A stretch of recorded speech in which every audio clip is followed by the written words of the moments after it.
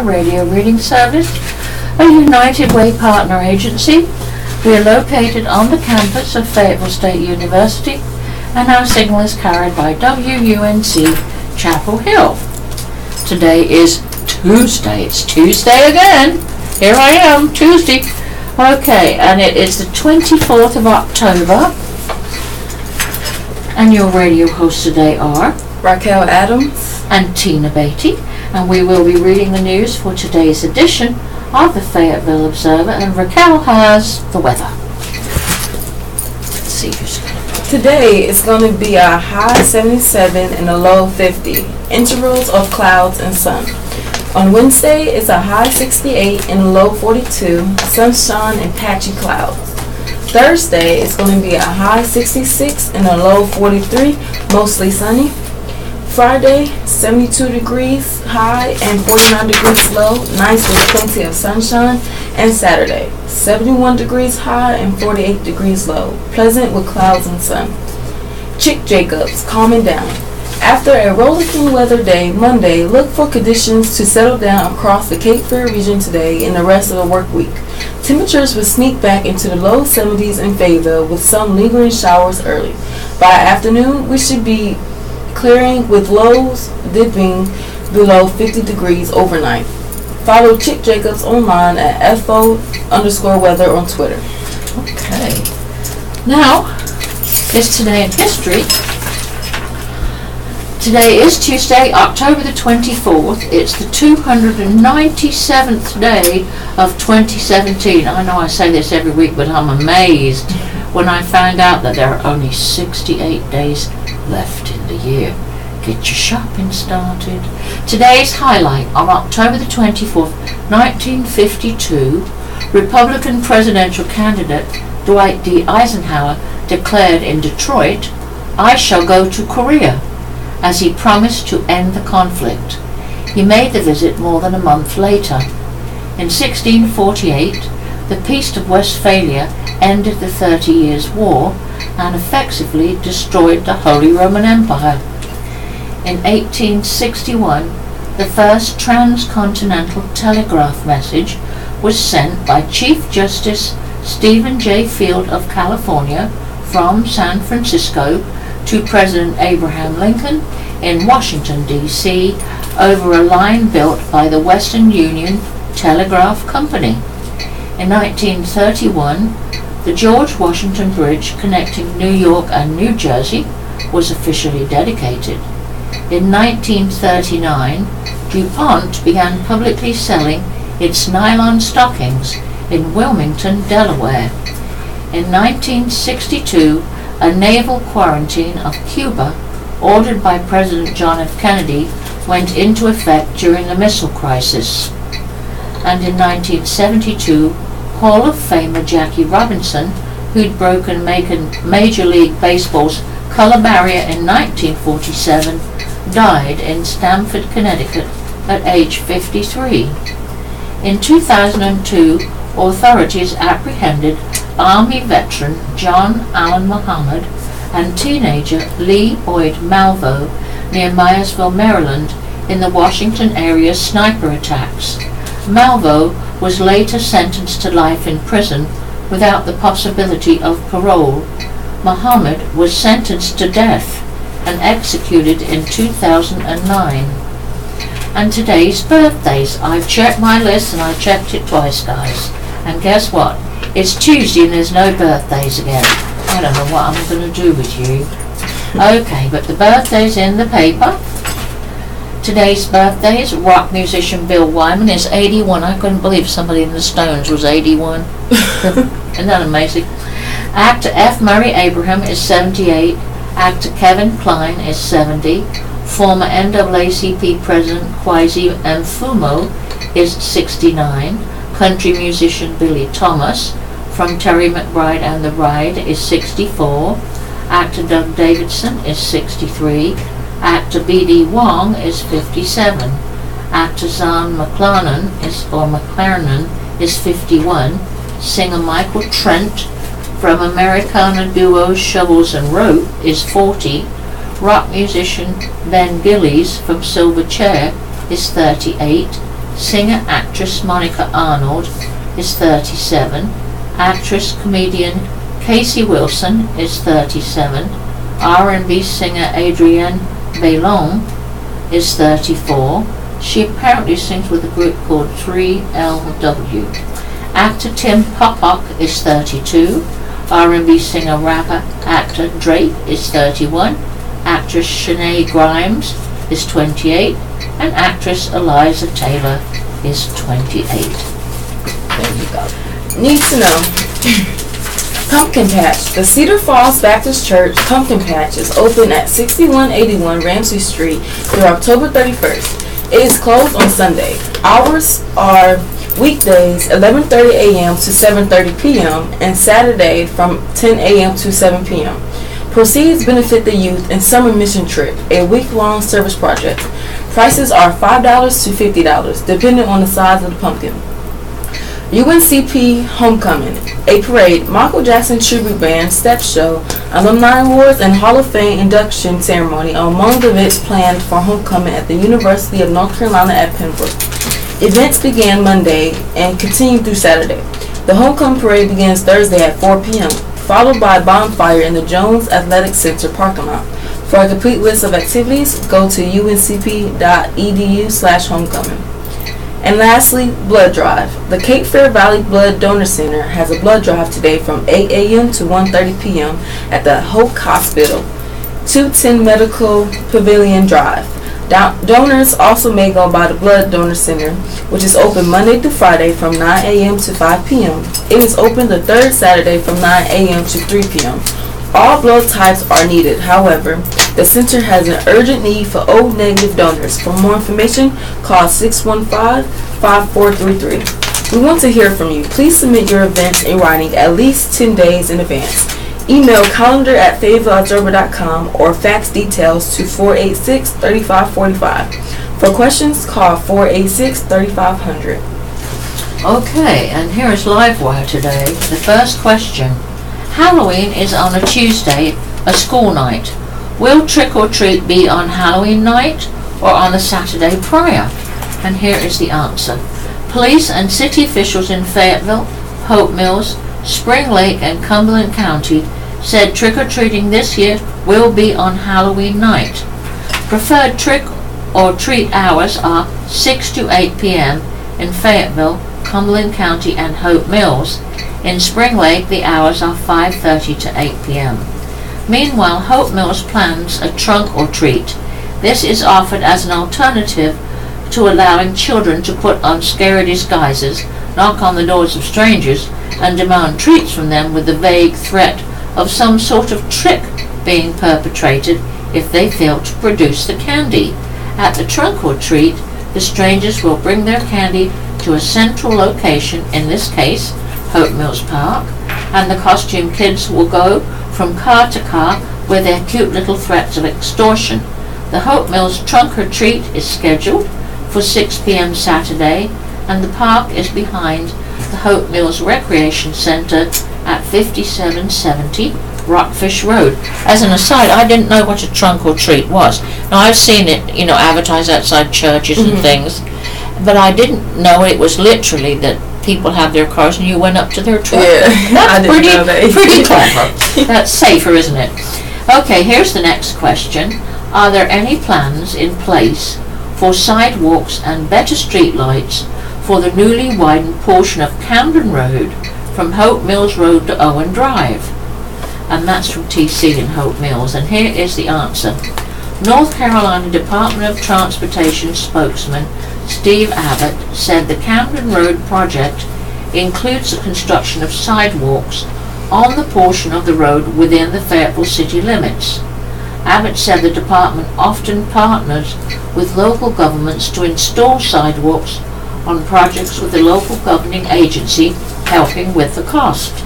Essentially, their contractors will put them in, with the local government paying that portion of the project cost. In addition, Abbott said the local government would become responsible for the sidewalk maintenance once it is installed, which isn't any kind of an answer because they never did say yes or no. So, well, In brief, one person injured in kitchen fire. One person was injured Monday in a kitchen fire at a home off Bunce Road, the Fayetteville Fire Department said. The fire at 6487 Portsmouth Drive was reported at 2:03 a.m. Monday. Heavy smoke was coming from the single-story home when firefighters arrived. Once inside, they discovered the remnants of a kitchen fire that had been extinguished before their arrival, the release said. The structure had to be ventilated to remove smoke and fumes. The cause was determined to be a cooking accident, the release said. Damage was estimated at $2,500. One occupant was taken to an unidentified medical facility for evaluation and treatment of burns suffered before firefighters arrived. The person was not identified and no condition was available. The home is owned by Rafaela and Victor Massa, according to Cumberland County tax records. Fire displaces 5 residents. 5 people were displaced by fire Sunday in the kitchen of an apartment off Santa Fe Drive, the Fayetteville Fire Department said. The fire was reported at 10:06 p.m. in the 5400 block of the Wichita Apartments on Wichita Drive. The apartments are in the Ponderosa neighborhood off Santa Fe Drive, less than a half a mile from the fire department Station 9 at Santa Fe and Bonanza Drives. Smoke was coming from the apartment when firefighters arrived. Upon entry, they discovered fire in the kitchen and learned that one of the occupants had attempted unsuccessfully to put it out, a fire department news release said. The fire was contained to the one apartment. The Red Cross was called to assist the displaced occupants, the release said. An injured occupant was taken to an unidentified medical facility for treatment of burns. Pedestrian struck fatally, injured on NC 904. Lumberton. An on-room woman was killed Saturday when she was hit by a vehicle while walking on North Carolina 904 in Robeson County, the NC Highway Patrol said. The accident happened about 1.5 miles northwest of Marietta near NC 41, according to a report filed by Trooper B.L. Bullard. A 2002 Dodge pickup driven by Randy Dayton Hersey, 35, of the 100 block of Garrett Road in Fairmont was traveling north on NC 904. Margaret Locklear Britt, 61, of the 2100 block of Foley Road was walking in the northbound lane with her back to the truck when it approached her in the curve, the report said. Hersey swerved left to avoid hitting Britt but couldn't cross the center line because of a southbound vehicle approaching, the report said. Unable to cross into the lane, the truck hit Britt. Britt was airlifted to Grand Strand Hospital in Myrtle Beach, South Carolina, where she died a few hours later. No charges were filed. 2 displaced in South Herndon street fire.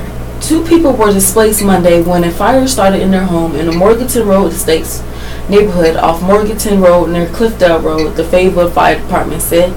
The fire at 110 South Herndon Street was reported at 6:24 p.m. Heavy flames were visible in a single-story home when firefighters arrived, a fire department release said. The occupants were not home. The fire was brought under control and firefighters remained on the scene at 7:30 p.m., putting out hot spots. No injuries were reported. The cause has not been determined, the release said. The occupants did not request assistance from the Red Cross. The home is owned by Jamie W. Daniel and wife of Columbia, South Carolina, according to Cumberland County tax records. Hoke Latina Unity event scheduled. Rayford, a Latino Community Unity Party is scheduled from 2 p.m. to 5 p.m. Saturday at McLaughlin Park. The event is sponsored by the Hoke County Sheriff's Office. Representatives from state, Hoke County, and Rayford governments will be on hand, as will law enforcement officers. The event will include fellowship and help to educate the Latino community on how to contact law enforcement and public safety agencies without hesitation. A Sheriff's Office news release said. Games and music are scheduled and free food and drink will be available, as well as community safety materials. The park is off Main Street behind the Sheriff's Office. For more information, call Pastor Alex Alvarado at 723-6083, Juan Nito at 461-9130, or Sheriff Hubert Perdican at 875-5111. Men sought in Ann Street rape. Fayetteville police are looking for 2 men believed to have raped a woman Wednesday on Ann Street. The woman told police she was sitting on the bench on the 100 block of Ann Street, which is downtown between Bow and Grove Streets, when she was approached by two men, a police news release said. No time was available, but it occurred during daylight hours, said Sergeant Sean Strippe, a Fayetteville police spokesman. The men began assaulting the woman and each raped her before they ran away, the release said. The rape was reported to police Saturday by Cape Fear Valley Medical Center officials after the woman sought treatment there, Strippe said. Both men were believed to be between 20 and 30. Anyone with information is asked to call Detective A. Caldwell at 366-5853 or Crime Stoppers at 483-8477. Robeson man faces sex offense charges. Rayford. A Lumber Bridge man has been charged with 46 sex-related offenses involving a juvenile, the Hope County Sheriff's Office said Monday. William McKnight, 18, of the 800 block of Arabia Road, was charged Thursday with 22 counts, each of statutory sex offenses with a child and taking indecent liberties with a child, and 2 counts of statutory rape. The alleged incidents happened over the course of a year, according to Captain John Kivett. The sheriff's office was notified Thursday, a news release said. The age of the victim was not given. McKnight's bail was set at $950,000. Okay. Here's public safety today. Under the arrest heading, Jacques Caesar Murphy, 27, of the 1800 block of Camelot Drive, was charged Monday with 2 counts each of robbery with a dangerous weapon, conspiracy, and possessing stolen property. Bail was set at $150,000. Jason Robert Blaze, 16, of the 100 block of Gulf Drive, was charged Monday with breaking and entering, larceny, and possessing stolen property. Bail was set at $1,000. Michael Dupre Jacobs, 28, of the 6800 block of Radial Drive, was charged Monday with 2 counts each of identity theft and possession of a firearm by a felon, and 1 count of possessing stolen property. Bail was set at $75,000. Henry Roy McNeil, no age given, of Joliet, Illinois, was charged Monday with being a fugitive from justice in Maricopa County, Arizona, where he is wanted for luring a minor for sexual exploitation.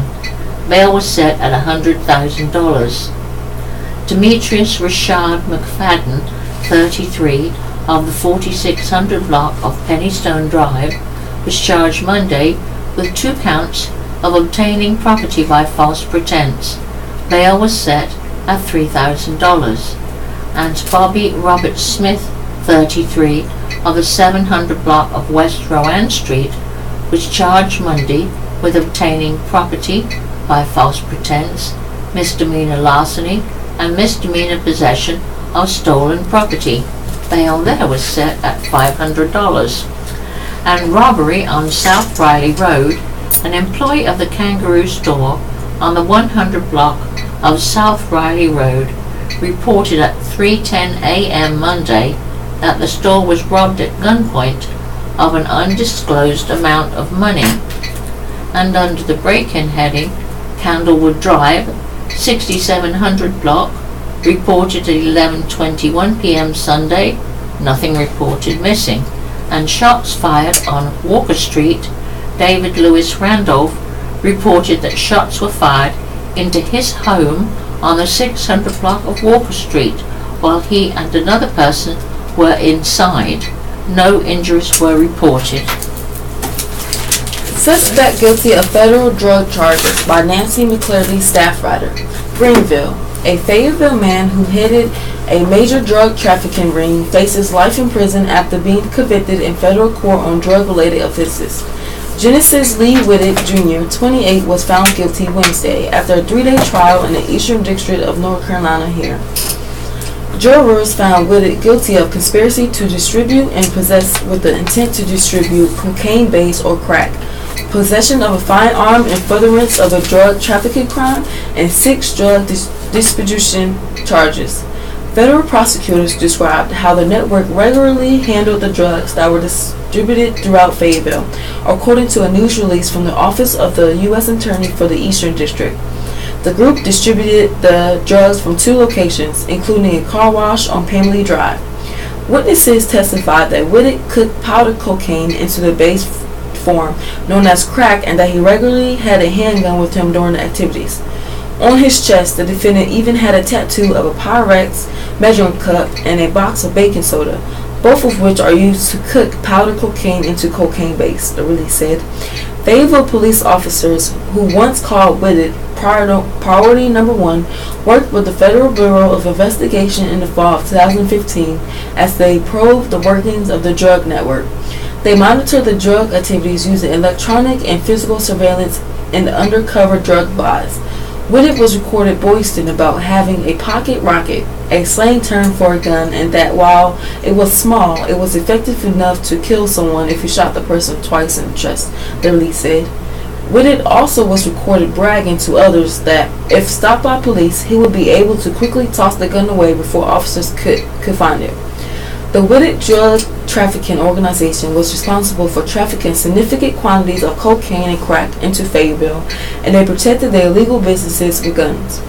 U.S. District Attorney Robert J. Higdon Jr. said in a release, Mr. Whitted boldly challenged the community and law enforcement with threats of violence.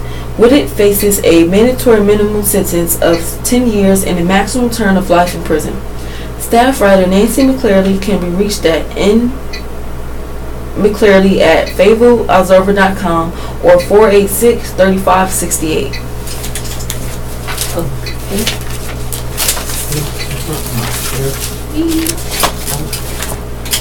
This is an article. I read this at home before I came today, and it's about 3 people that are missing from the Lumberton area, but there seems to be no connection between the 3 people, which was sort of odd. You'll find out when you listen to the thing here.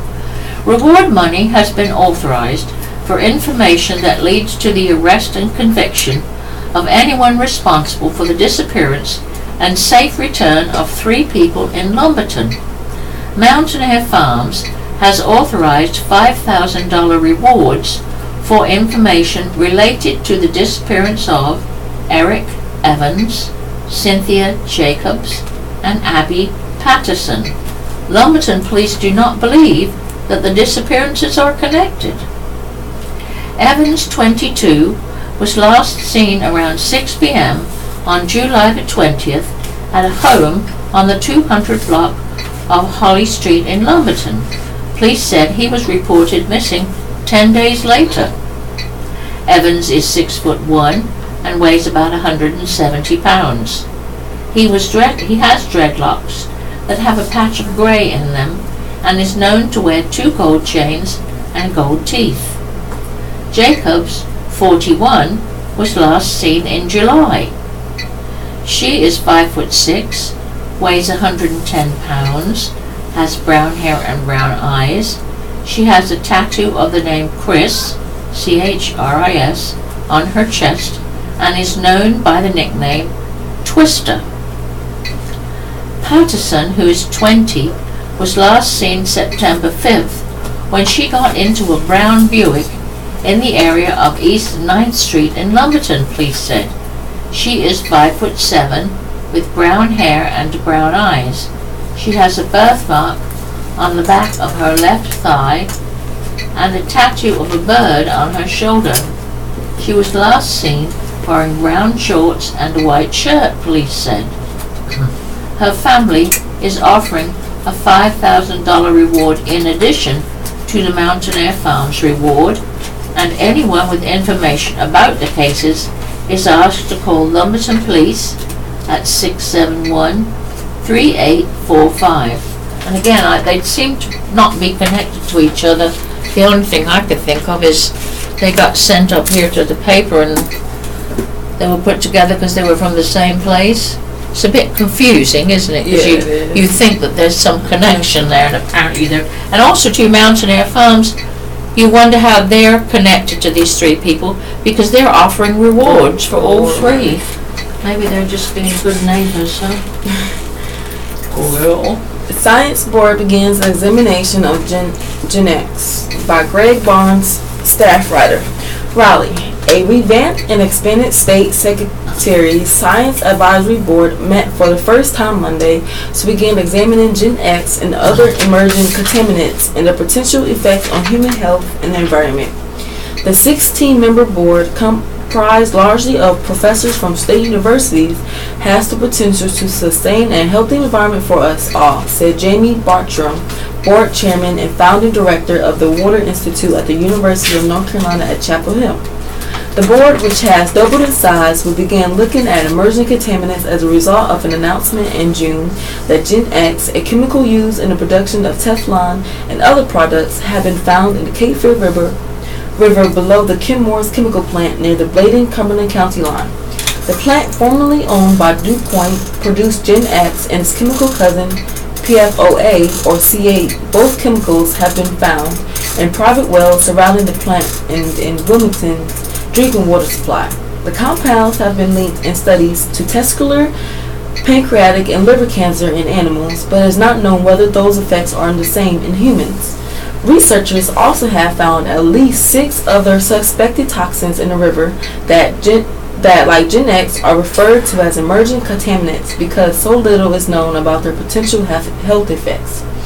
Earlier this month, Mike Walters, who lives about a mile from the plant, said an independent lab test he ordered found about 15 different contaminants in his well water.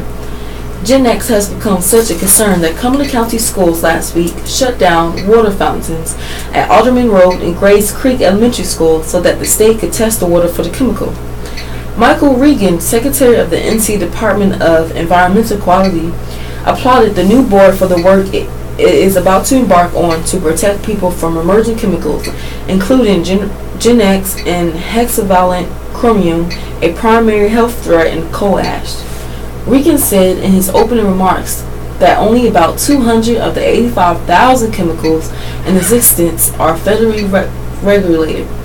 Manny Cohen, Secretary of the NC Department of Health and Human Services, told the board that it should evaluate the emerging contaminants as though their own families were drinking the water where they have been found.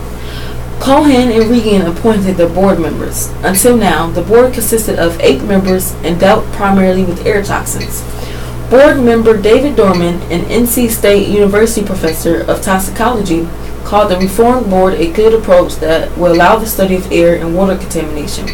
We're really early in the game, so oftentimes it's hard to predict where an advisory board will go, said Dorman, one of 4 members of the new board who sat on the previous one.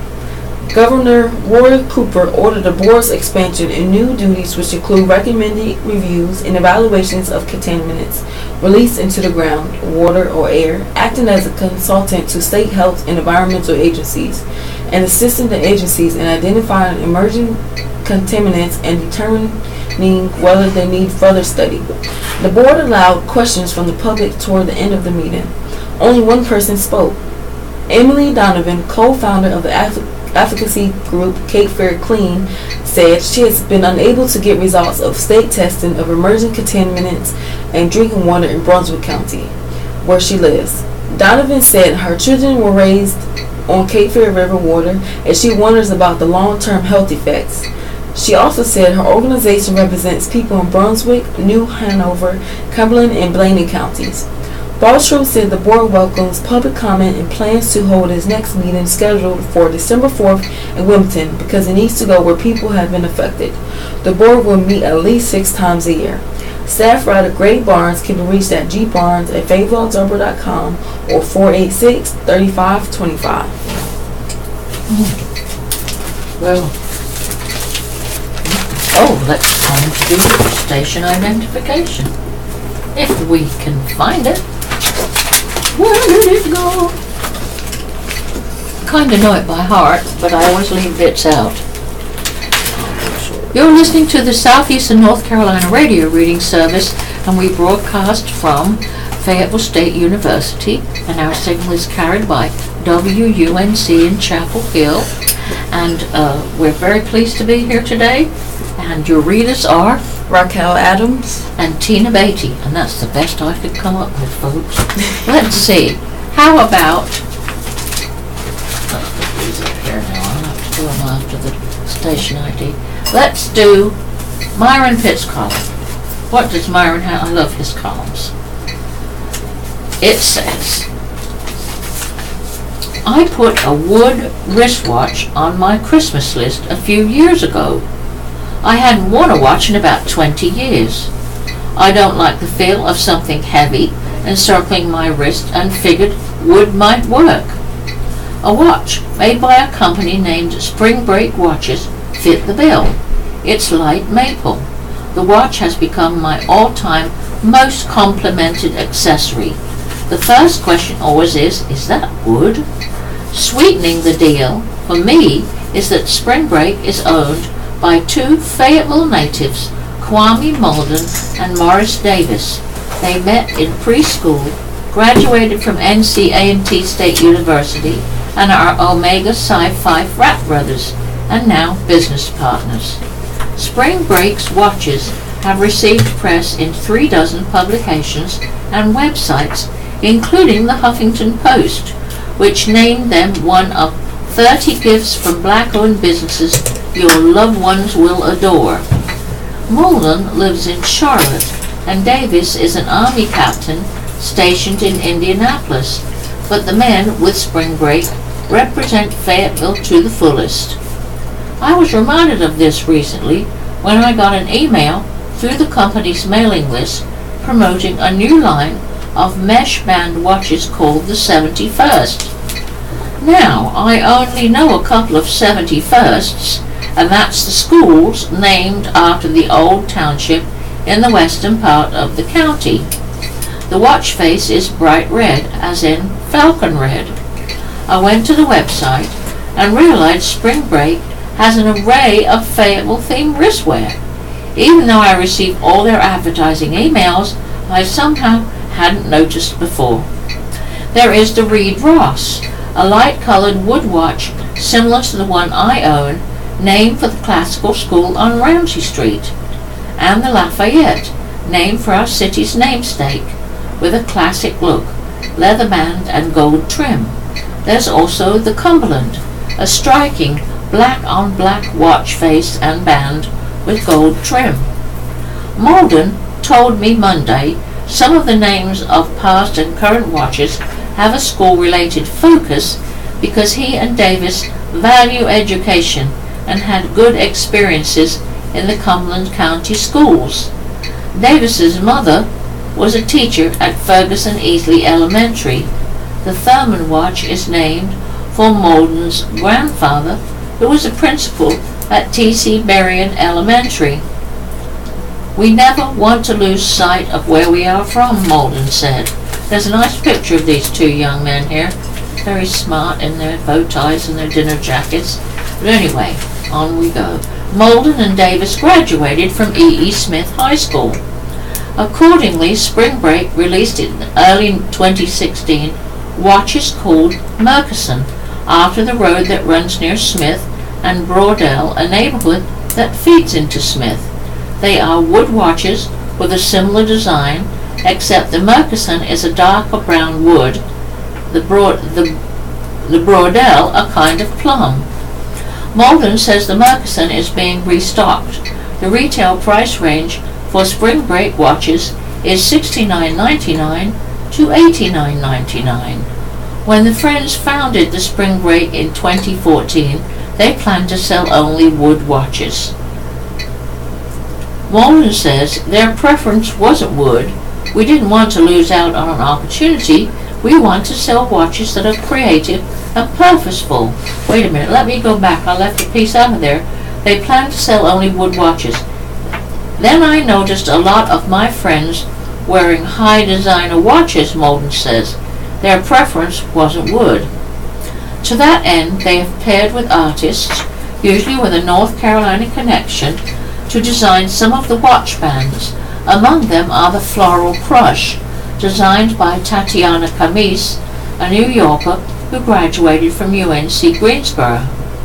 Malden and Davis are aware they occupy a rare niche in the fashion industry, a dedicated watch company owned by African American entrepreneurs.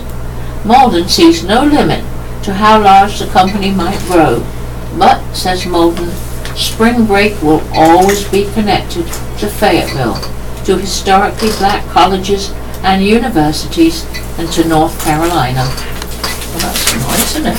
Yeah. Oh. A letter to the editor about Puerto Rico's status. I sympathize with the people of Puerto Rico for suffering the devastation of the latest hurricane to strike their island. We should give them great assistance in recovering. Many of us do not fully realize the status of that island's people. Even former President Barack Obama referred to Our Lady Supreme Court Justice as the daughter of a Puerto Rican immigrant. That can't be since they are natural-born U.S. citizens. The island is not a state but a U.S. territory. Hawaii and Alaska held the same status until requesting statehood. Conversely, Puerto Rican residents have refused to vote for statehood whenever they had the opportunity to do so. Why does one choose not to live in a U.S. state in the greatest nation on earth? Money. They do not pay federal personal income tax and receive numerous handouts states do not get. Puerto Rico's sons and daughters serve bravely in our armed forces. I believe it is time they choose to change their status from territory to state and pull more of their own weight. Spain gave us Puerto Rico as a concession of the Spanish-American War. Once it was valuable as a military base, an early warning system against invaders.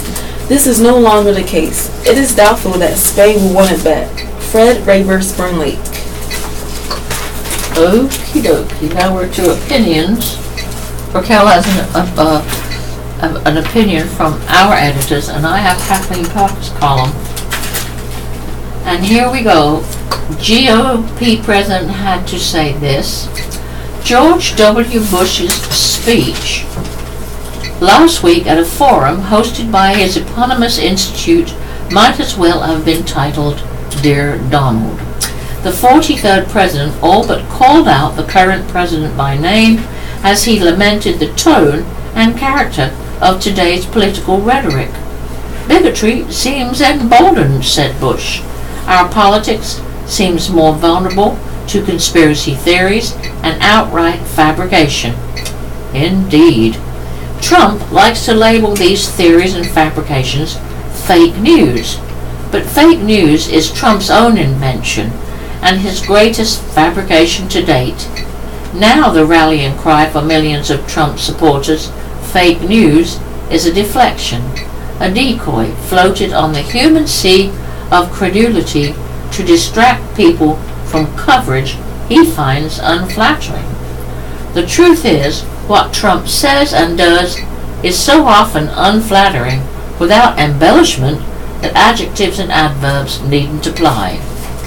One need look no further than last Tuesday, when attempting to comfort the widow of a slain soldier, Trump reportedly couldn't bother to use the deceased's name and reminded the grieving woman that her husband had known what he was signing up for, but it hurts anyway. I couldn't believe that. Well, yes, I could, because he says stuff all the time.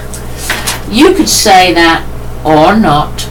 By contrast, Bush is suffering on behalf of the injured and killed, whom he sent into harm's way as president, is apparent in his visage. In the portraits of wounded soldiers he has painted, we're talking about George Bush now, Bush is suffering on behalf of the injured and killed, whom he sent into harm's way as president, is apparent in his visage, in the portraits of wounded soldiers he has painted, and in his ongoing work with troops and military families. Such actions don't alter the pain of a deadly mistake, but they at least indicate a profound empathy that is currently lacking in the current president. No stranger to media criticism, crushing criticism, Bush never attacked the Fourth Estate. He also obviously recognizes that worse than a reporter's or editor's error is the undermining of public faith in a free press. Once the government succeeds in eliminating a country's watchdogs, the government becomes the only source of information. Most people know or should know how that ends. The irony is that the very people who curse the media also tend to curse government overreach. Trump's fake news charge is very much in the vein of propaganda. He has created a false narrative to clear obstacles, such as questioning reporters or the hindrance of accountability from his path. The fact that members of Trump's campaign and family retweeted some of these real fake news items demonstrates how difficult it can be to recognize what's real and what's not. This may be the greatest challenge of our times. Disinformation combined with generalized antipathy toward the traditional press may be the toxic combination that poisons unity and condemns democratic principles to the hazardous waste dump. Recall that a president's primary duty, in addition to defending the country, is to protect the Constitution. Yet in just 9 months in office, Trump has done more to challenge the integrity of the First Amendment than any other president in history, including expressing interest in making it easier to sue journalists for libel. In other remarks clearly aimed at Trump, Bush addressed bullying and prejudice in public life that, quote, sets a national tone, provides permission for cruelty and bigotry, and compromises the moral education of children, and we can't wish globalization away any more than we could wish away the agricultural revolution or the industrial revolution, end quote. One needn't be a sleuth to infer that Bush was speaking to the man oft referred to as our bully-in-chief, as well as Trump the salesman, who convinced working-class Americans that he would bring back all those jobs lost to globalization.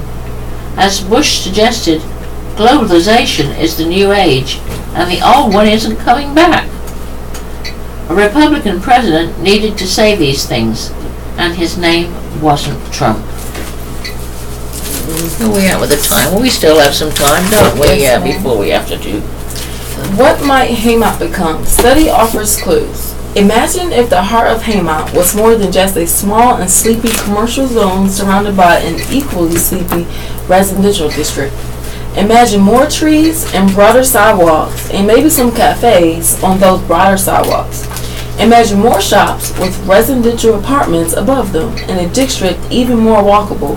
Better yet, let's call it strollable than it is now. That's a bit of what the Triangle chapter of the Urban Land Institute saw when it came to Fayetteville to conduct a study that was commissioned by the city. Scott Shuford, Fayetteville's Assistant Development Services Director, told an observer reporter that the city wanted to learn how the proposed Civil War History Center will affect the area and get some ideas for improving Haymont as well. The History Center, unfortunately, seems to be at least temporarily on hold amid the raging national controversy over Civil War memorials. We're sorry to see some people, including some city leaders and local lawmakers, lump the History Center with monuments meant to glorify the Confederacy and in some cases serve as a symbol of white supremacy.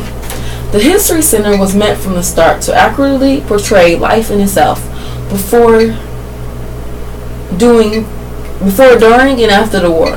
That includes taking an honest look at the lives of slaves and the experience of African Americans during Reconstruction as well. Amid all the controversy, the center appears well designed to provide the often missing element of truth in arguments about the war, its origins and its aftermath. Too much of the present debate about the war and its monuments is marred by bad history and imagined facts. We need an institution capable of injecting truth into those arguments. But the Haymont study appears useful in any event. It suggests a neighborhood conversation overlay, a zoning device that could help revive and preserve the neighborhood's historic character. Discussions about walkability are especially appropriate in Haymont, where there are dozens of little travel-sized streets, most of which already have sidewalks. Those sidewalks are busy places from before dawn until long after sunset. As residents get some exercise, walk the dogs, or just stroll around to be social with their neighbors, it's part of the neighborhood culture. The study recommends enhancing the sidewalks in places, adding trees, and in the tiny commercial district, finding ways to slow traffic to make walking safer. The study recommends widening sidewalks on Hay Street and Fort Bragg Road by closing one lane of traffic. That's one place where conflict will quickly arrive. Hay Street, the beginning of Fort Bragg Road, and Morganton Road are busy thoroughfares that channel thousands of cars a day between downtown and the mall area and beyond. It's one of the city's main arteries, and constricting it may produce traffic nightmares. That idea needs a lot more thinking. The study also notes the difficulty of creating a small shopping district without much available parking. If the city wants to turn Haymont's commercial area into a destination for visitors who will drive there, parking needs to be added to the plan, and there is not much undeveloped space in Haymont to provide those parking spaces. Patrick Leclerc, who recently opened Leclerc's General Store on Fort Bragg Road, says he'd like to see Haymont's business district continue to grow. I think this area itself could be an amazing mix of shops, he said. You want to be able to walk from one place to the next. Leclerc suggests a group similar to the Downtown Alliance to advocate for its members. We'd like to see that too, and we're pleased that the city has other such studies either underway or being planned, including one of the medical village around the hospital, and studies in Bonnie Doon, Master Hill, Cross Creek Mall, Health Pavilion North, and other neighborhoods. A city made of unique and walkable, livable villages would be a very good and desirable thing. Okay. We still got time before we do the obits. I went and got them. So. This is a very disturbing thing. I know you saw it on TV or heard about it. Did you? Oh yeah, the mom that killed her. Yes. The 9-year-old. It is crazy. It's just, most of us can't even imagine something like that. You know, we can't understand what would cause this. Obviously, she couldn't control herself, but anyway, no comments, Tina. Just read the article. Accused mother emotional at court hearing. Crystal Monique Matthews, the Fayetteville woman accused of killing her 9-year-old son, nearly broke into sobs at times during an emotional first appearance hearing Monday at the Cumberland County Detention Center. Matthews, 35, of White Moss Court, was charged with first-degree murder and intentional child abuse, inflicting serious injury in the death of Zamari Chance, who was found Saturday morning in a room at the Fairfield Inn and Suites Hotel on Ramsey Street. Chance was found on the floor with this is a quote, with an excessive amount of blood visible. That was according to the arrest document. She beat him with her hands and feet, said Sergeant Sean Strapay, a Fayetteville police spokesman. She stomped on him. Matthews, her head shaved and wearing beige, jail-issued clothing, leaned against a back wall during the hearing, which lasted several minutes. She spoke so softly that when asked questions by Judge Lou Oliveira, she could not be heard in the 4-bench courtroom that was packed with family members. The only time she could be heard was when Oliveira asked if she wanted to hire a lawyer, have one appointed by the court, or represent herself. My sister is going to hire an attorney, Matthews said in a barely audible voice. For the remainder of the hearing, Matthews leaned against the wall, looking at the ceiling or the floor, and gulped back sobs several times. At one point, as Matthews leaned against the wall, a single tear rolled down her cheek and fell to the floor. Oliveira opted to leave her bail intact. She is being held without bail on the murder charge. Bail for the child abuse charge is set at $100,000. Should Matthews get out of jail before her court appearance, Oliveira ordered, among other conditions, that she wear a GPS monitor and not be in the presence of any child under the age of 18. Oliveira made no comment about the case. Afterward, District Attorney Billy West called the case difficult and tough. When I heard about it Saturday night, it was very upsetting, very unsettling, West said. There is an emotional element when you have a 9-year-old dead. Fayetteville police were called to the hotel about 10:25 a.m. after someone reported hearing, this is a quote, sounds of stomping and screaming coming from room 317, arrest documents said. When no one answered the door, officers forced their way inside and found Zamari. The child was taken to Cape Fear Valley Medical Center, where he was pronounced dead. The cause of death was blunt force trauma to the head, arrest documents said. Matthew's next court date is scheduled for November the 9th. I'm telling you. Okay, sweetie. Thank you so much. Our lovely girl is going to class, and we're going to get another lovely girl, I think. Okay, let's see what I can read you now. Excuse me. Council okays jobs incentive package. The Fayetteville City Council unanimously approved an incentive package for a distribution center Monday night that would bring 140 full-time employees. Robert Van Gions, President and Chief Executive Officer of the Fayetteville Cumberland Economic Development Corporation, said the timeline for incentive package approvals is going as planned. I'm optimistic, Van Gions said, but we still have ways to go. He and other city officials declined to name the company because of ongoing negotiations. The company would also bring 55 part-time jobs to the area. The jobs would pay an average of $32,250 per year, with the range being between $28,000 and $62,000 per year for management positions. Van Gions said the United States-based company has visited the site and has been highly involved in talks with local government. The city voted to give the company grants worth no more than 75% of new real property taxes for 7 years. In addition, the city voted in favor of discounting the company's permitting fees by 25%. Last week, Cumberland County Commissioners approved their own incentive package that would give the company grants worth no more than 75% of new real property taxes for 7 years. In addition, the county agreed to sell the company about 98 acres of land for $500,000 less than the fair market value.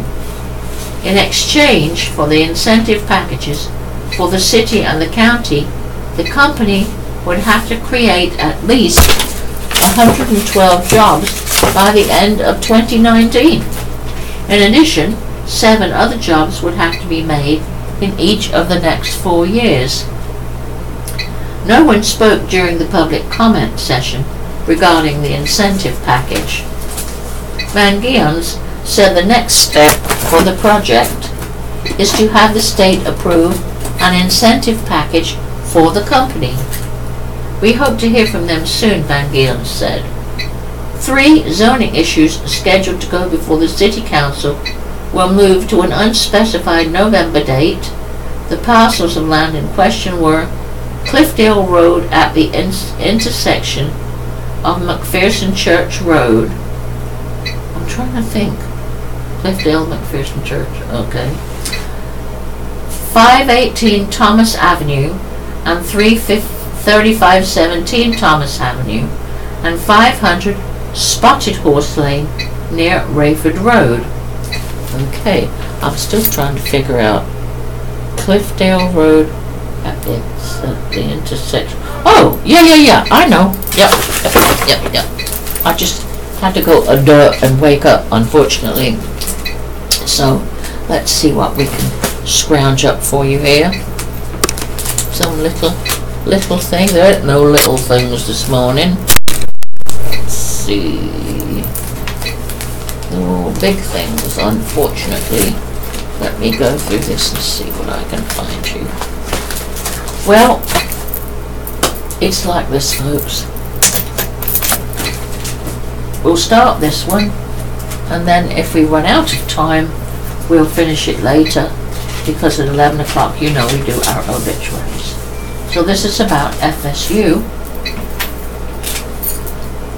FSU Chancellor James Anderson makes plea during visit by board.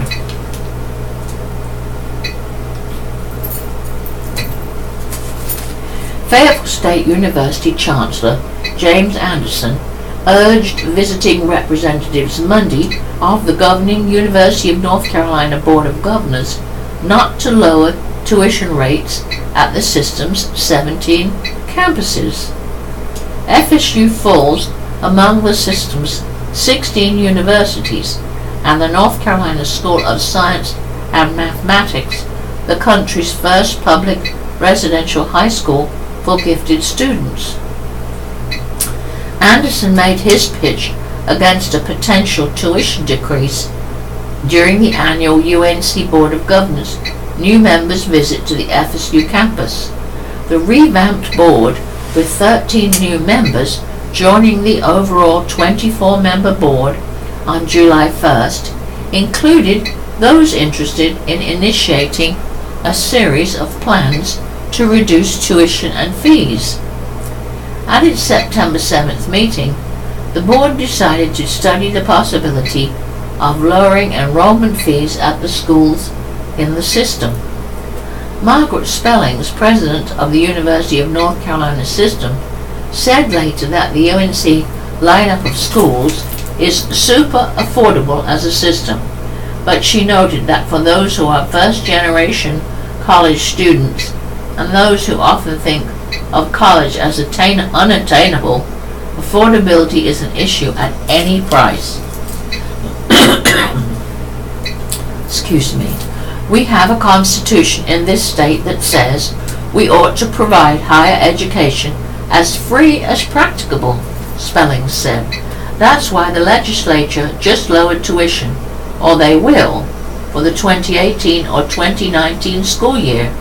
3 of our institutions, as part of a pilot program to experiment with tuition, are charging $500 a semester, which is pretty close to free as practical. It is an issue with American families these days, but we can't compromise the quality of the programming. Last year, FSU pulled out of that effort to cut the cost of attending college and boost enrollment. FSU, too, had been proposed for the $500 tuition, but university alumni were among those who criticized the plan, saying the reduced price would devalue the college's degree. I am an evidence-based guy, Anderson told those in attendance during the opening session of Monday's visit at the university's School of Nursing. I can overwhelm you with evidence that North Carolina is not the place to do that. During a PowerPoint presentation, the Chancellor cited the most recent AffordableColleges.com national ranking of the most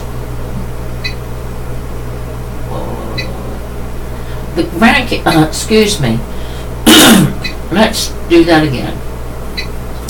During the presentation, the Chancellor cited the most recent AffordableColleges.com national ranking of the most affordable state colleges and universities. The ranking is based on in-state tuition, number of students on financial aid, graduation rates, and overall net cost of going to college, excluding any college aid. FSU ranks 6th, 1 spot behind the UNC School of the Arts. The University of North Carolina at Chapel Hill is rated 7th. Overall, 12 UNC system schools fall into the top 50 based on the rankings. We don't even have a look at the top 50, Anderson said. In the top 38, we've got 12 UNC schools, the most affordable in the country in every state. Why are we talking about reducing the tuition? We're already the most affordable.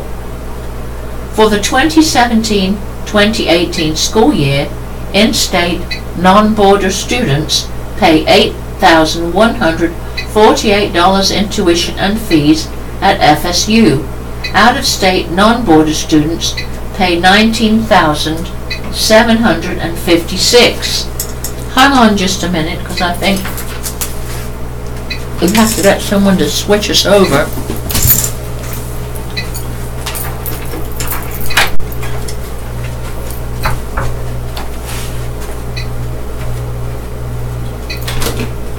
Do we need to switch over? Where did you go? I usually switch something over at 11 o'clock and I don't know how to do it.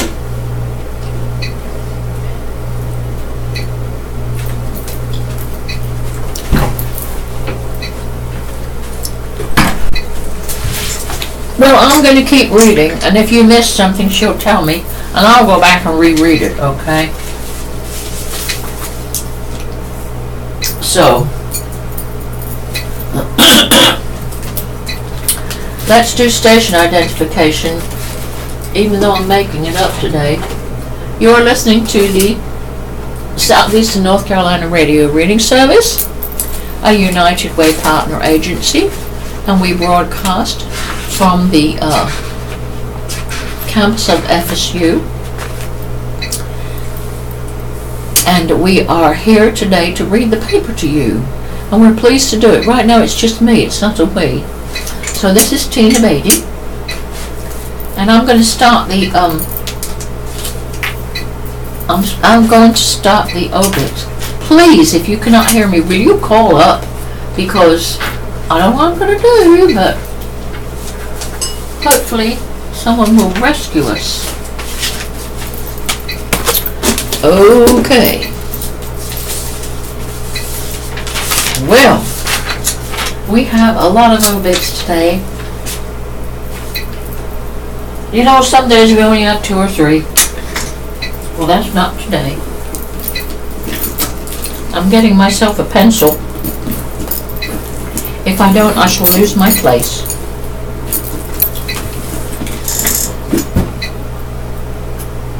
Hope you're all doing okay out there. I appreciate your patience. It's hard to do this by yourself. You get out of breath and thirsty. Okay. Death notices. The following deaths have been reported. Upcoming editions of the Fayetteville Observer for complete information on obituaries will be in future issues of the paper. From Cumberland County, Sarah Williams, 78, of Fayetteville, Dafford Funeral Home, done. Joseph Higgins of Fayetteville, Cunningham and Sons Mortuary. Francis, there was no age given for Joseph Higgins. Francis Glover Blunt, 60, of Spring Lake, Wiseman Mortuary. Nicola Wilson Granger, 33, of Fayetteville, Wiseman Mortuary. And Charles A. Hodges, no age given, of Fayetteville, Wiseman Mortuary. From the Cape Fear region, Dr. Kevin Enrico Bellamy, 45, of Lumberton, formerly of Cerro Gordo, S&L Funeral Home in Fairbluff. James W. Brown, 62, of Laurinburg, Purcell Funeral Home, Laurinburg. James O. Luster, 54, of Camden, New Jersey, formerly of Rayford, Buey Funeral Home. Margaret Doda Britt, 61, of Fairmont, Locklear and Son Funeral Home. And Jesse Hunt, 77, of Red Springs, Bowles Funeral Home, Red Springs. And James McDougald of Rayford, Buey Funeral Home. Okay, on to the regular obituaries. And as I pointed out, there's quite a few today, so Bear with me. From Fayetteville, Gladys Elizabeth Tompkins, 91, of Fayetteville, died Sunday, October 22nd, at Hope Mills Retirement Center. Funeral services will be held at 2 p.m. Wednesday, October 25th, at Pinecrest Funeral and Cremation Services of Hope Mills, and burial will follow at Adcock Cemetery. The family will receive friends. I'm trying to fix my pen. The family will receive friends 1 hour prior to the service at the funeral home. From Stedman, Daniel Edward Underwood, 81, of Stedman, died Sunday, October 22nd. Memorial service will be Thursday at 3 p.m. at Rogers and Breese Funeral Home, and visitation will be at Rogers and Breese Funeral Home from 1:45 to 2:45 p.m. prior to the service on Thursday, and obviously Rogers and Breese is in charge of arrangements. From Fayetteville, Ethel M. Edwards, 83, of Fayetteville, died Tuesday, October 17th. Funeral Wednesday, Weisman Mortuary Chapel. Viewing, Weisman Mortuary, Wednesday, 9 a.m. to 1 p.m. Burial, Cumberland Memorial Gardens, Weisman Mortuary, in charge of arrangements. And from Fayetteville, Oscar Leon Davis Jr., 93, died October 20th, following several years of declining health. A graveside service will be held Friday at 1 p.m. at Fairview Cemetery in Franklinton, North Carolina. A reception to celebrate his life will be held at the Franklinton American Legion Hut following the funeral. In lieu of flowers, donations can be made to the Alzheimer's Research Organization, Cancer Fund, or charity of one's choice. Arrangements are being handled by Lancaster Funeral and Cremation Services, 804 North Bickett Boulevard, Louisburg, North Carolina, 27549. I'm not sure if I pronounced it Louisburg, or it should be Louisburg. Online condolences may be made to lancasterfcs.com. From Spring Lake, William Vincent Jimmy, or Puglisi, passed away on Friday, October 20th at UNC Hospitals in Chapel Hill. Visitation for family and friends will be held on Friday, October 27th from 7 to 9 p.m. at Adcock Funeral Home at 2226 Lillington Highway, Spring Lake. A funeral service will be conducted on Saturday, October 28th in the chapel of Adcock Funeral Home at 1 p.m., followed by interment with military honors in Cross Creek Cemetery, Ann and Grove Streets, Fayetteville. In lieu of flowers, memorials may be made to Cape Fear Valley Health Foundation, P.O. Box 87526, Fayetteville 28304, or you can donate to cfv.org/sslpage.aspx?PID =298. And honest to God, folks, if you need that, you better call me. The family respectfully requests that no calls or visitations be made to their home in Spring Lake. Condolences may be made at adcockfuneralcrematory.com.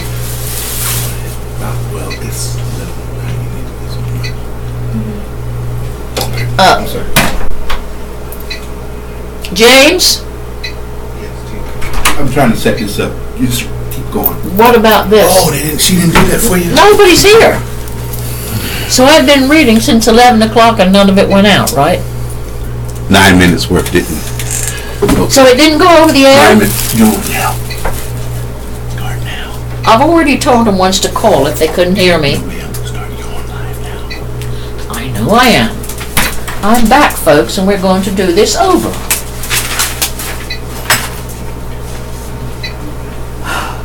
Death notices. Cumberland County. Sarah Williams, 78, of Fayetteville, Dafford Funeral Home done. Joseph Higgins of Fayetteville, Cunningham and Sons Mortuary. Francis Glover Blunt, 60, of Spring Lake, Weissman Mortuary. Nicola Wilson Granger, 33, of Fayetteville, Wilson Mortuary. Charles A. Hodges of Fayetteville, Weissman Mortuary. From Cape Fear Regent, Dr. Kevin Enrico Bellamy, 45, of Lumberton, formerly of Cerro Gordo, S&L Funeral Home, Fairbluff. James W. Brown, 62, of Laurinburg, Purcell Funeral Home, Laurinburg. James O. Luster, 54, of Camden, New Jersey, formerly of Rayford, Bowie Funeral Home. Margaret Doda Britt, 61, of Fairmont, Locklear and Son Funeral Home, and Jesse Hunt, 77, of Red Springs, Bowles Funeral Home, Red Springs. James McDougald of Rayford, Bowie Funeral Home. And on to the regular obituaries. From Fayetteville, Gladys Elizabeth Tompkins, 91, of Fayetteville, died Sunday, October 22nd at Hope Mills Retirement Center. Funeral services will be held at 2 p.m. Wednesday, October the 25th at Pinecrest Funeral and Cremation Services of Hope Mills, and burial will follow at Adcock Cemetery. The family will receive friends 1 hour prior to the service at the funeral home, and condolences may be left at www.pinecrestfuneralservice.com. From Stedman, Daniel Edward Underwood, 81, of Stedman, died Sunday, October 22nd. Memorial service will be held on Thursday at 3 p.m. at Rogers and Breese Funeral Home. Visitation is at Rogers and Breese from 1:45 to 2:45 prior to the service Thursday. Rogers and Breese Funeral Home. Fayetteville, Ethel M. Edwards, 83, of Fayetteville, died Tuesday, October the 17th. Funeral Wednesday, 1 p.m., Weissman Mortuary Chapel. Viewing Weissman Mortuary Wednesday from 9 a.m. to 1 p.m. Burial Cumberland Memorial Gardens. And Weissman Mortuary is in charge of arrangements. If anybody does that to me again, I'm leaving. What's wrong? I've been reading for about 30 minutes by myself. Let me speak to Val. Let me break Val.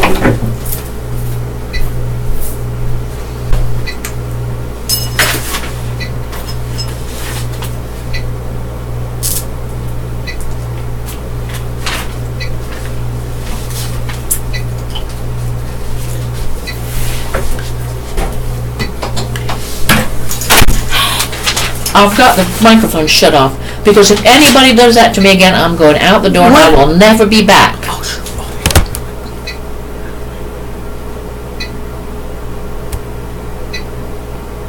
Puglisi or Puglisi passed away Friday, October 20th at UNC Hospitals in Chapel Hill.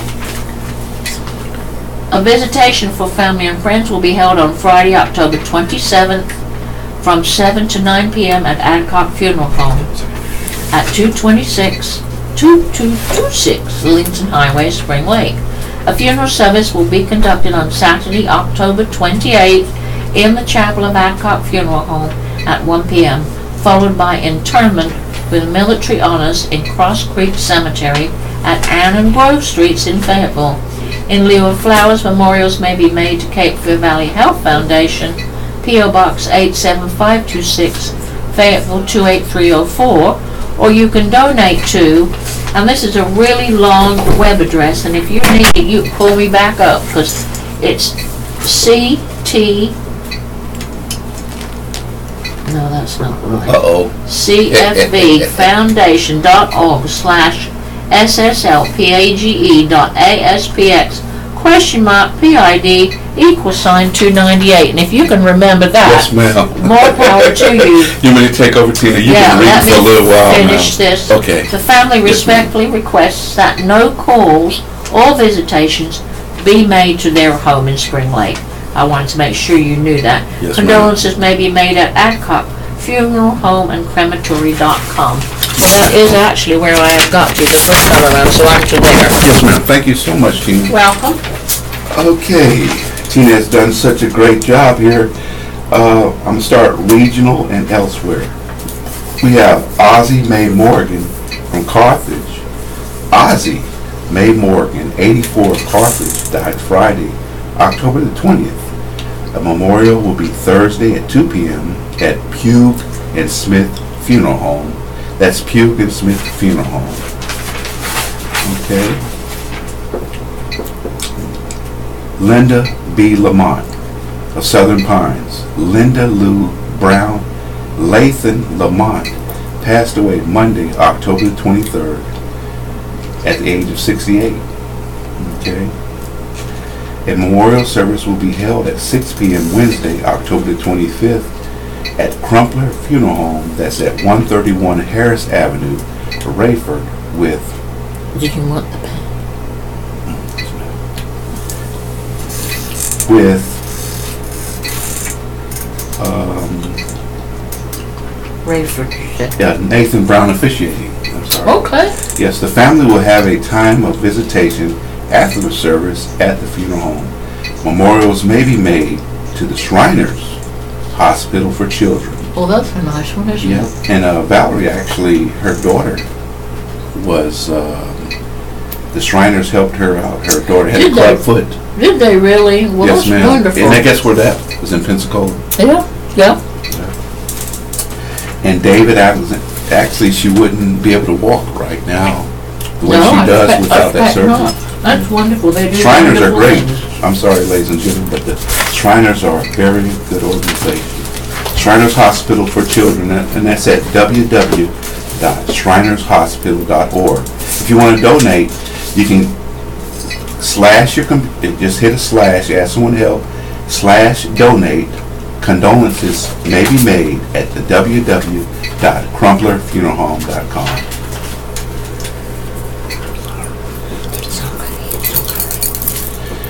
Okay, and David Alexander Spook of Curry, Lumberton. David Alexander Spook, nicknamed Spook, Curry, age Spook, S-P-O-O-K. Ladies and gentlemen, if you know him, sorry he's passed, but he was age 76 of Lumberton, and he died at his home Sunday, October the 22nd. Okay. We actually have here a time of visitation will be held on Tuesday, October the 24th from Today? 6. Yes, ma'am. That's today, isn't it? Yes, ma'am. 6 to 8 p.m. at Floyd Mortuary and Crematory Incorporated. That's 809 East 5th Street in Lumberton. The funeral service will be held on Wednesday, October the 25th at 2 p.m. at Beulah Baptist Church with the Reverend Robert Britt and the Reverend Tim Tyler officiating. Burial will follow at Meadowbrook Cemetery in Lumberton. In lieu of flowers, memorials are encouraged to be sent to the Robeson County Humane Society, and that P.O. Box number is 3609 Lumberton, North Carolina. That's 28359. 28. How you gonna say that, Tina? What? We gotta, that's the Humane Society. I know you have Yeah, a one dog. big animal. Yes. Big animal lover got dogs, yeah. Mhm. Of course, I had many dogs. Or at least some. Right. And what type is he? He's a French Bulldog? I have 2 French Bulldogs, and I used to have Mastiffs. So, before that I had Boxers. So, we had dogs for a long time. Wow. Okay. Fortunately, he passed, so our condolences go to his family. That's David Alexander Spook Curry. Next, we have Richard Sterling Barnett. Richard Sterling Barnett, 27, of Aurora, Colorado, formerly of Sampson County, died Friday, October the 6th. A funeral will be held Wednesday noon at Dafford Funeral Home Chapel, Dunn. A viewing will be at Dafford Funeral Home Chapel, Dunn, Tuesday, and this time will be at 1 p.m. to 7 p.m. and the burial will take place at Littlefield, I guess it's the MB Church Cemetery. Okay, so that's MB Church Cemetery in Newton Grove. That stands for something Baptist or... It sure doesn't say. No. Yeah. And it's in Newton Grove, So I guess they would know it I'm possibly. sure, yeah, they wouldn't. Okay. The funeral home would know, wouldn't they? And it's at Dafford Funeral Home. They'll Dunn. know all about it. Right. Wanda Jackson Covington. Miss Wanda Jackson Covington, 55, 5746 Titan Roberts Road, Irwin, died Wednesday, October the 18th. A funeral will be held Thursday at 1 p.m. at Oak Grove AME Zion Church. That's at 3920 Bun Level, Irwin Road, Irwin. Okay, and the viewing is held by Dafford Funeral Home. That's 707 East Edgerton Street, Dunn. So if you have any comments or calls, please call to find out the exact location of that. And it's going to be Wednesday at 1 p.m., so that's tomorrow, 1 p.m. to 6 p.m. The burial will be at Rest Haven Cemetery, Dunn, and Dafford Funeral Home of Dunn will be holding that. Okay, Jamie Du Bois, Gastonia. Miss Jamie Elizabeth Dunham Du Bois, 37, formerly of Fayetteville, passed away Sunday, October 22nd. A graveside service will be held at 2 p.m. Wednesday, October the 25th, at Judson Baptist Church Cemetery. Officiating will be held by Pastor Eddie Brookshire. The family will receive friends from 12:30 p.m. to 1:30 p.m. Wednesday at the funeral home prior to the service.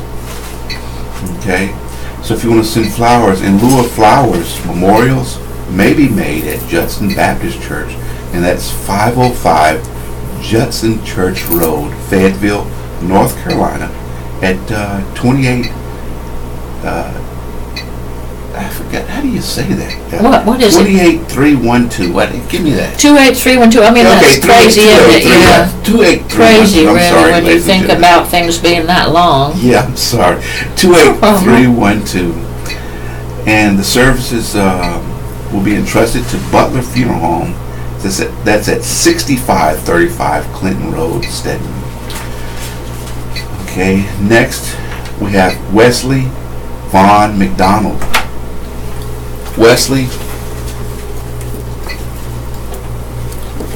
Wesley Vaughn McDonald, 55, of Dunn, died Thursday, October the 19th. A funeral will be held Wednesday at 3 p.m. Dafford Funeral Home Chapel, Dunn. The viewing, Dafford Funeral Home, Dunn, Tuesday, 1 p.m. to 6 p.m. Burial, Rest Haven Cemetery, Dunn. Dafford Funeral Home, Dunn. Jeffrey L. Summer, Southern Pines. Jeffrey L. Summer, 77, of Southern Pines, formerly of Rayford, died Sunday, October 22nd. A graveside, Wednesday, 2 p.m., Alamance Memorial Park Cemetery. Visitation, Crumpler Funeral Home, Rayford, Tuesday, 6 p.m. to 8 p.m. Burial, Alamance Memorial Park Cemetery, Crumpler Funeral Home. Miss Lillian S. Thompson, Newton Grove. Miss Lillian S. Thompson, 79, of Newton Grove, died Sunday, October the 22nd. A funeral Tuesday, 3 p.m. The Royal Home Funeral Home Chapel. Visitation 1 hour prior to service, beginning at 2 p.m. The burial, Graveview Memorial Cemetery, Royal Hall Funeral Home of Clinton.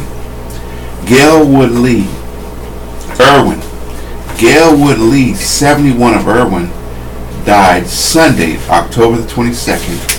Funeral Wednesday, 3 p.m. West and Dunn Funeral Home, Chapel of Irwin. Visitation, West and Dunn Funeral Home of Irwin, and that will take place Wednesday, 1 p.m. to 3 p.m. The burial will take place at Irwin Memorial Park, West and Dunn Funeral Home, Irwin. Ingle Elizabeth Reed, Rayford. Ingle Elizabeth Reed, 88, of Rayford, died Sunday, October the 22nd. Funeral Wednesday, 12:30 p.m. Rogers and Breeze Funeral Home Chapel. Visitation, Rogers and Brees Funeral Home, Wednesday, 11:15 a.m. to 12:15 p.m.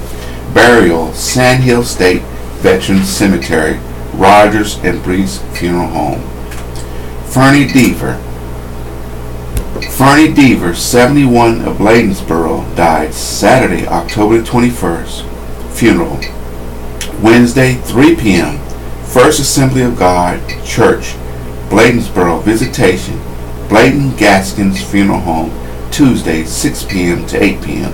Burial, Singletary Cemetery, Bladen Gaskins.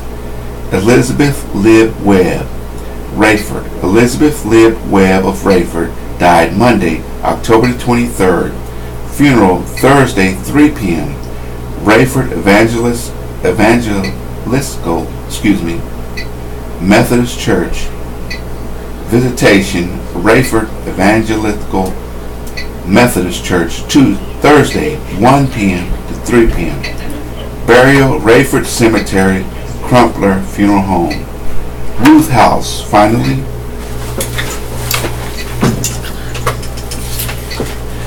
Ruth House of Wade died Thursday, October the 12th. Memorial, Sunday, 3 p.m. South River Community Church. Visitation will take place at the church Sunday, 2 to 3 p.m. And ladies and gentlemen, this concludes our obituaries, and we wish a condolence to all the family members that have lost a loved one. Thank you very much, James. That was lovely. Now we have a new young lady to read with us. And she's gonna read Billy Graham for us. All right. Introduce yourself, okay? Just tell your name. Hello everyone, my name is Jess. Everyone calls me Jess. My real name is Jessica. Okay, and you can turn that however you feel most comfortable with the microphone, okay? Okay. Go ahead. I don't have any problem believing in God, but I can't truthfully say that I love Him. I've tried to talk myself into feeling like I love God, but it just doesn't work. Maybe I don't have the right kind of personality or something. Miss MJ, thank you for your honesty. It's far better to admit our spiritual shortcomings than to deceive ourselves into thinking we are complete. The Bible says, if we claim to be without sin, we deceive ourselves, and the truth is not in us. John chapter 1, verse 8. Why do you find it hard not to only to believe in God, but to only love Him? The problem isn't your personality. The real problem is your understanding of God. If you think God is an impersonal force who isn't concerned about us, or a harsh, angry judge who hates us, or a weak, powerless being who can't help us, then you won't have any reason to love Him. But God isn't like this. God is our loving Heavenly Father who not only created us, but watches over us and provides for our every need. How do we know He loves us? We know it first of all because the good gifts He gave us, the air we breathe, the food we enjoy, the blessing of human love, the joy of His presence.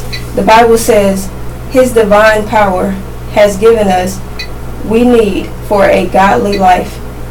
Peter chapter 1 verse 3.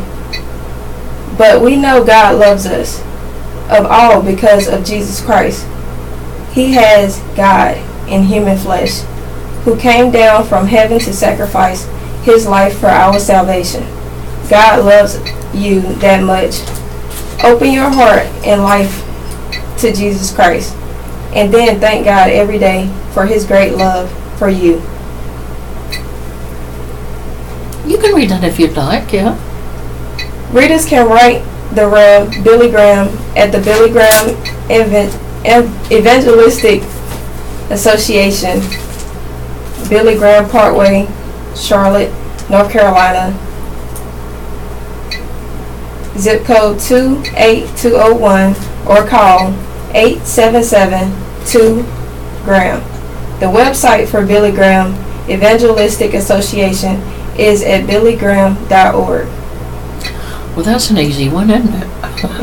Yeah. Thank you, Jess. You're Let's welcome. say, here we go. Dear Abby, I am a divorced and remarried man with 2 teenage daughters. My ex-wife has custody of my girls 1 state away. I see them as often as time and the courts allow. 2 months during the summer, a week during winter break, rotating Thanksgivings, etc. Both of my daughters are failing miserably in school, but I am most concerned about my younger daughter. She is 13 and is rebelling badly. I recently spoke with the principal at her school and was told she puts forth 0 effort. She arrives at school unclean, and fellow students have complained about the way she smells. Oh dear, oh that's not good. She blames her actions on my absence. This devastates me. I have always tried my best to make her understand that she was not any part of the reason that her mother and I divorced. I tried to call her often. My biggest problem is I'm not good at casual conversation and idle chit-chat. Generally, when we talk, we end up sitting in silence until one of us says, "Well, I gotta go." My question is, how do I get better at talking to my baby girl so I can let her know how important she is to me? And that's signed Gotta Go in Florida. And here it is Abby's answer. Dear Gotta Go, living 1 state away, you can't force your child to shower and make sure she is clean and dressed in fresh clothes before she goes to school, but her mother can and should. Shame on her for allowing it, because the girl will become a social pariah if it hasn't happened already. If her poor grades and hygiene are caused by depression, she should be seeing a counselor. These phone calls might become easier if you take a few minutes and make a list of topics that you think she's interested in, as well as questions to draw her out before picking up the phone. Ask her what she thinks about something, or how she feels about things, rather than yes or no questions. Tell her you are thinking about her and that you love her every time you call, because that's really the most important message that you're trying to convey, and the one she needs the most to hear. Okay, and the next letter. Dear Abby, I am a first-time uncle of a 4-month-old nephew. My brother and sister-in-law are extremely close with my wife and me. We see them 3 or 4 times a week, and we are very fond of our nephew. I love being an uncle, and my wife loves being an aunt. My sister-in-law grew up calling all her parents' friends Aunt Sally, Aunt Jenna, and so on. Naturally, she plans to have my nephew call her friends aunt and uncle as well. I feel that being an aunt or uncle is much more than just a title. We are family. We are blood. I'm a bit put off when I hear my sister-in-law say, "Here's Uncle John," when they see John only a couple of times a year. He's not an uncle to my nephew. Should I be offended, or is it just a title like saying Mr. and it's signed Real Uncle in Maryland? Dear Real Uncle, simmer down. Your sister-in-law is using the term as an honorary title. As you stated, she does this because it's the way she was raised. In no way does it diminish either your emotional or blood tie with your nephew. So that's pretty good. Always pretty good answers. There you go, my dear. You can read the horoscopes. Are they horrible today? No, we don't know, do we?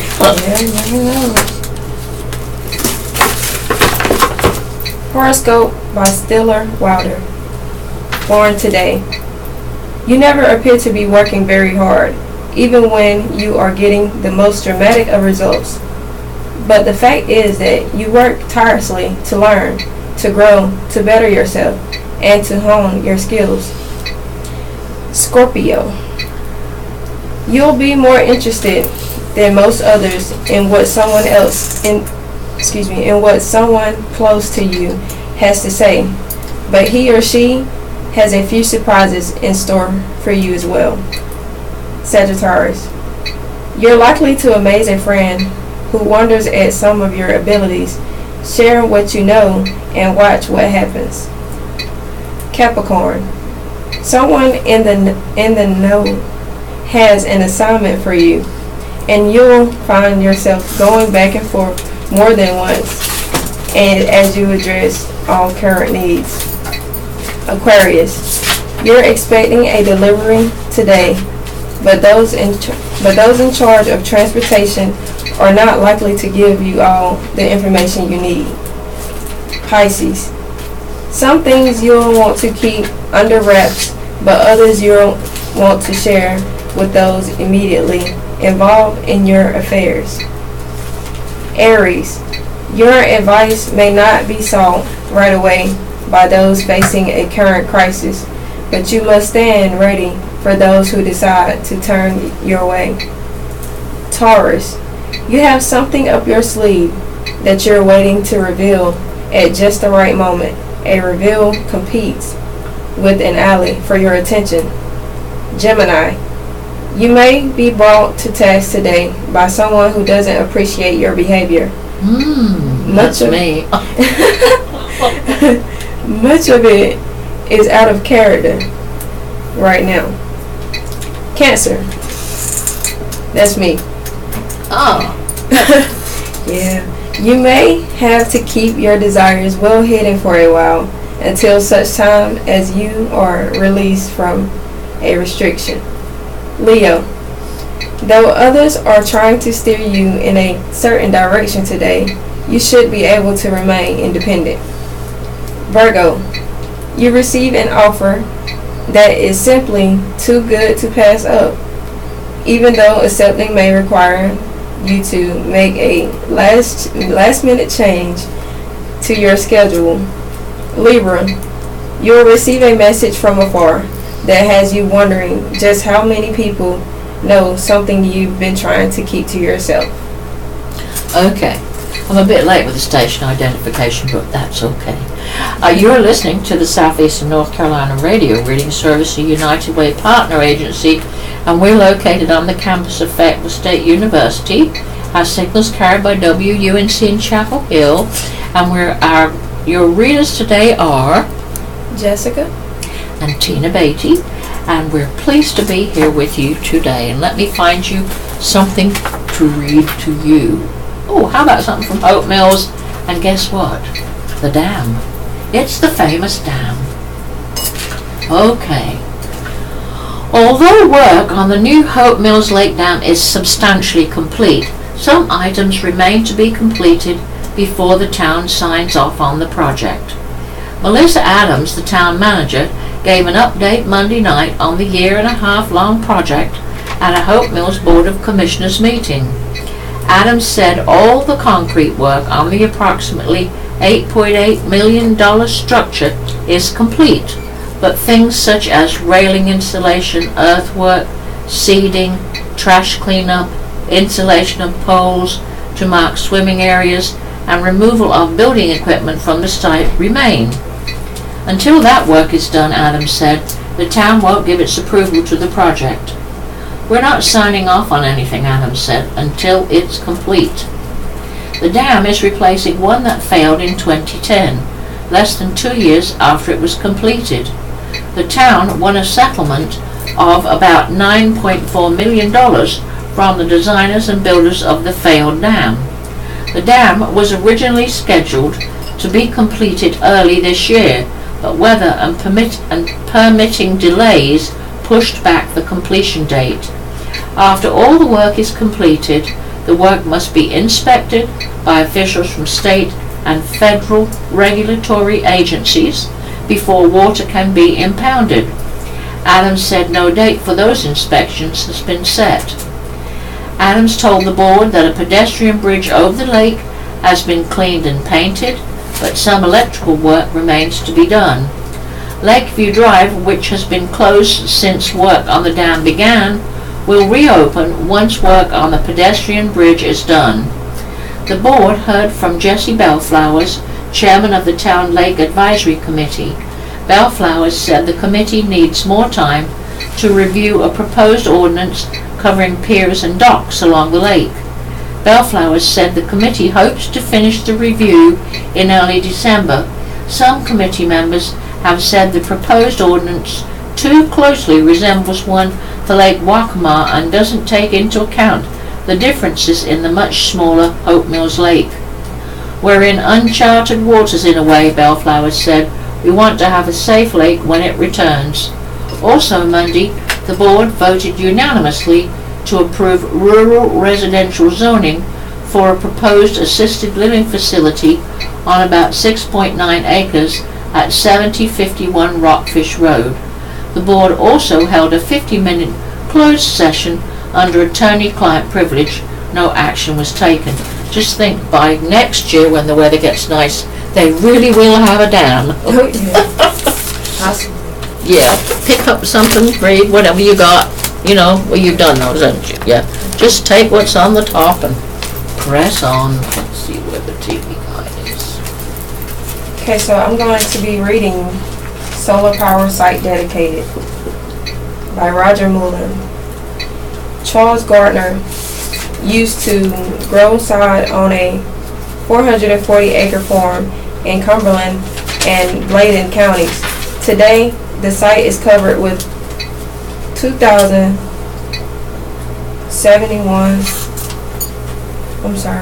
That's okay, I'm looking for my pen. 271,500 solar modules capable to generating power for about 12,000 homes. Gardner couldn't be more pleased. It's good for everything, Gardner said Monday. It's good for me. It's good for the environment. It's good for the community. Gardner was among a couple dozen people who attended a dedication ribbon cutting and tour of the IS-42 solar project, which is complete and producing power through Duke Energy. Officials from Depcom Power, which built the 92 megawatt facility, Comedian Solar, and its subsidiary Recurrent Energy accompanied the guests on a bus tour of the property of County Line Road. Initiative Solar 42 leases the property from the Gardner family, Andy Nice Construction, and for Depcom said work on the project began in December and was completed last week. They built on about 340 of the site's 440 acres. It was a fairly challenging job into a lot of aspects, Nice said. The site contains 271,500 solar panels or modules. The modules, which are black on one side and white on the other, start the day facing east and rotate west to catch the sun's rays. The modules collect energy even on cloudy days like Monday, said Jim Tyler, Senior Vice President and co-founder of Depcom. Although more energy is captured on sunny days, Tyler said the sunlight the modules capture contributes to cleaner energy. This would be like eliminating 11,000 cars from the road. That's how much greenhouse gas it's eliminating, he said. Work on the project was not without its challenges, officials said. The area's high water table meant special care had to be taken to assure proper drainage. However, the flat land made some aspects of construction easier, they said, and the fact that the area was already grassy made it easier to regrow vegetation on the property as required by the site's permits. The operations center for the site is in Scottsdale, Arizona. The maintenance center in the Birmingham, Alabama. No one is required to be on site to operate the facility. Once you've built it, you can, to a certain extent, walk away, Nice said. Officials said about 275 workers were employed for about 8 months while the site was being built, of which about 30% were veterans. Johnny Tall, Chief Operation Officer of DEPCOM, said about $500,000 was donated to local charities as part of a project. They include Operation Blessing, Patriot Hunts, the Grays Creek Volunteer Fire Department, Falcons Children's Home of the Fallen Lineman Foundation. Gardner, who owns the property with his wife Janet, son Charlie, and daughter Elizabeth, said he thinks the former sod farm will be an asset to the community in its new use. I haven't heard a single complaint about it, he said. They've been good corporate neighbors. The facility is the second of its type to open in recent months. In August, Cypress Creek Renewables opened a 530-acre solar farm on Roseland Farm Road outside Hope Mills. Pretty interesting. It is interesting, isn't it? Yeah. Okay, here's something about a judge on the Bergdahl court case, and something he said about the president. Okay, Judge, Trump won't sway decision. The military judge who will decide if Sergeant Bo Bergdahl will spend the rest of his life in prison told lawyers Monday that he will not be influenced by comments made by President Donald Trump. Colonel Jeffrey Nance, who is overseeing Bergdahl's court-martial, said he wasn't aware of the president's most recent comments related to the soldier until defense lawyers leveraged them to renew a request to dismiss the case. The court-martial moved into the sentencing phase last week after Bergdahl pleaded guilty to desertion and misbehavior before the enemy. I don't have any doubt that I can be fair and impartial, Nance said during a pretrial hearing Monday morning on Fort Bragg. Bergdahl, who walked off his post in 2009, was held prisoner by the Taliban for nearly 5 years, could face up to life in prison without parole for misbehavior before the enemy. The desertion charge carries a sentence of 5 years. The judge has said he would combine the charges for sentencing purposes. There was no pretrial agreement regarding sentencing. On October the 16th, the day Bergdahl pleaded guilty, Trump spoke about the soldier during a news conference in the Rose Garden of the White House. When asked by a reporter if Trump thought his comments affected Bergdahl's ability to receive a fair trial, Trump initially replied that he couldn't comment. Then he added, "But I think people have heard my comments in the past." During his presidential campaign, Trump repeatedly called Bergdahl a traitor at town hall meetings and in interviews. He suggested harsh punishments and promised, if elected, that he would review Bergdahl's case. Defense lawyers renewed their position that Trump's most recent remarks affirm his past comments and said it would be impossible for Bergdahl to receive a fair trial. Prosecutors brushed off Trump's statements as political rhetoric, saying the most recent comments only acknowledge that Trump has made statements about Bergdahl in the past. They said the most recent remarks do not explicitly endorse his past views that Bergdahl is a traitor and should receive a harsh punishment. The judge said he has purposely avoided news coverage of Bergdahl's court-martial.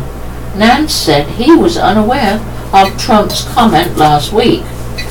"I had no idea that the president said anything until defense lawyer Eugene Fidel emailed me," he said. In addition to his efforts to avoid news coverage of the case, the judge said Trump's comments fall short of influencing him since he is set to retire next year at his current rank. Eugene Fidel, Bergdahl's civilian lawyer, began his argument with a video clip of the president's news conference last week, then moved to a video clip of candidate Trump at a town hall meeting where he said that if elected, he would review the case. Hours after Trump was inaugurated on January the 20th, defense lawyers filed a motion to dismiss the charges based on Trump's past comments. The motion was denied by Nance, who left room for the defense to renew it if there were new developments. Fidel, who has emphasized that Trump will be president through the finality of Bergdahl's case, said it's too difficult for Trump to walk back his comments now. Major Justin O'Shana, one of the prosecutors, said Trump's comments acknowledged only that he has previously spoken about Bergdahl. He said it's not the court's task to interpret Trump's comments. The face value of the comments is that he was responding to a reporter's question and that he has previously spoken about Bergdahl, he said. It's not an explicit endorsement of those statements, O'Shana said. His statement does nothing more than acknowledge past statements exist. The sentencing phase is expected to continue at 10 a.m. on Wednesday, which is tomorrow. Yeah, we've got time for something else. All right. Yeah, we'll keep going, and if we run out of time, we'll just stop. All right. Okay. Because the only thing, there's nothing on the other side, it's just whatever's on the front. And then after that, I do the television schedule, and then that'll be it. So you're good to go. Okay, so I'm gonna read Brunswick Residence Suite Alleges Gen X Contamination by Adam Wagner. Wilmington, a Compass Pointy water heater is central in the latest Gen X lawsuit. After her initial shock at revelations about Gen X and her water wore off, Victoria Carey, 58, decided to have her 5-year-old appliance drained and samples taken of the sludge in the bottom. Those samples, taken June 23rd and tested by a private lab, showed levels of 857 parts per trillion in the liquid portion of the sludge and 623 parts in the solid. Both levels are higher than the 140 part health goal set by the North Carolina Department of Health and Human Services. It's sitting in there and it's piling up and it's piling up. And as the water is coming through the faucet, you're drinking it or whatever that chemical is that's coming through the faucet and into your body, said Carrie, who lives in Leland.